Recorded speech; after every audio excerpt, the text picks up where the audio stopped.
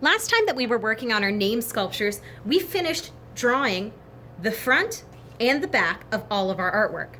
I have a couple examples here that I've already cut out for you, but today we're going to be focusing on cutting them out and assembling them, meaning putting them together into our sculpture. So that three-dimensional work of art. We're going to change our flat artwork into something that stands up and has the letters kind of interact. They might lock in together, they might be stacked, they might sit up, you may even bend them over. That's up to you. So I'm going to show you a real secret for cutting your artwork out. Now this is kind of funny because I didn't even know about this until I overheard another teacher talking about it. If you watch me, I've got some pretty nice curves on my artwork. If you're looking carefully, you'll notice that that's only happening because I'm keeping my scissor hand still, and all I'm doing is cutting by opening and closing my hand, but I'm using my other hand to move the paper. That way I'm getting those really nice curves on my artwork. I'm really glad I didn't cut off too much my little lizard guy. Now, this part here is really difficult to do. I think the easiest way is to fold it over just a little. I don't want to get that fold all the way through. But if you fold it over, you can cut, and it makes a little flap that you can put the corner of your scissors in, and then just cut around. You could leave it closed if you would like, but I think it looks nice with the hole in there. And I even missed some of my lizard. Awesome. So finally, I have my S, and like I said, this is a really great one to use that technique where I'm just turning my hand slowly. Now, when your artwork also touches the edge of the paper, it makes it so much easier to cut out. When you don't have to cut a side of the paper, it does sort of some of the work for you. So I've got my flowers on one side here, and on the back I have my hearts.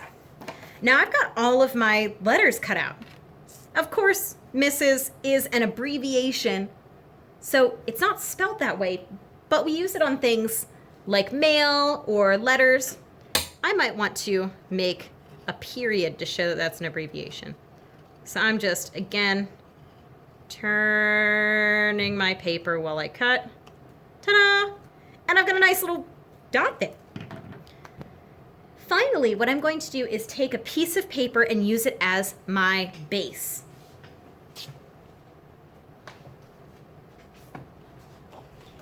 I have a big yellow piece of thick paper similar to our cardstock that I want to start with.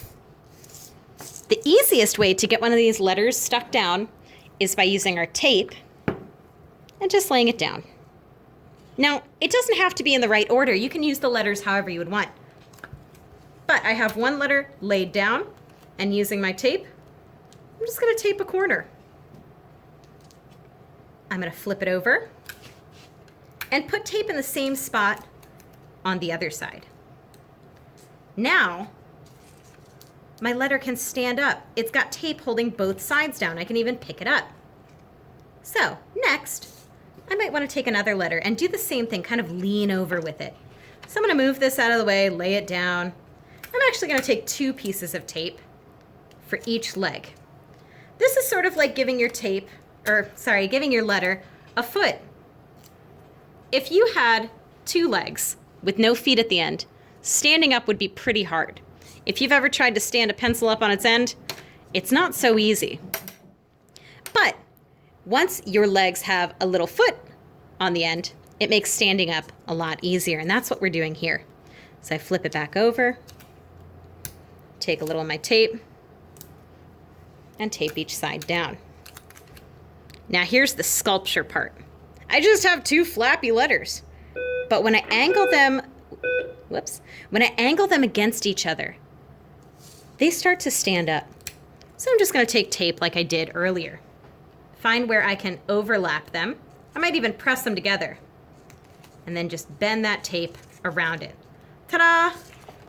Now they stand up. They're starting to be 3D. I can look at them from all different angles, and it doesn't really matter if the letters are backwards or not. It's not so much about if we can read this, so much as, is it a sculpture?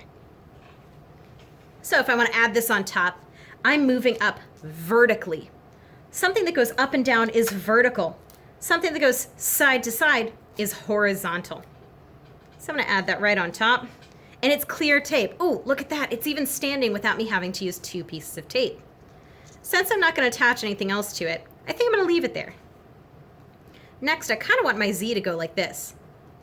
If you want to add one letter to another, sort of like that, you still need those 2 tape feet. I would take the one that's already up and down, add 1 piece of tape to it, and bend it to the side to make that little foot. Next, I'm going to stick my letter on there. Ta-da!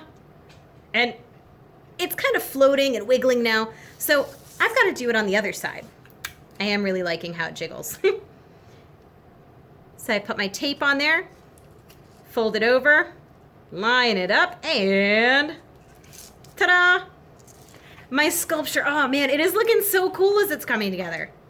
And finally, I need the letter M. I think doing it sideways like that would be pretty cool. So I'm going to do the same thing I did with the others and make that little foot. Lay it down there. Ooh. I'm going to put one on the other side just to be safe. And then finally, ooh, I like how that works. I'm coming up with it and working with it as I go. I like how it's on the outside of this letter, but then goes on the inside there. So I need to tape my M to my letter Z, and then I'll be good to go. So I'm going to put it on the side and then fold it over to my M like that. Now, if it's going 2 different ways, and if you look real close, you can see that it's touching inside that R there. I need to put 1 teeny little piece of paper there, or taper, inside to hold that corner. Ooh, it's stuck to my finger. Okay, and there we go. If there's parts that hang out, you can fold it over and press it in, and that's gonna hide any of the extra tape, okay? So now I've taken the letters of my name and I've made a really cool sculpture. I used all different shapes, lines, and patterns and different materials to make it look interesting. If you finish early, you can also decorate the bottom.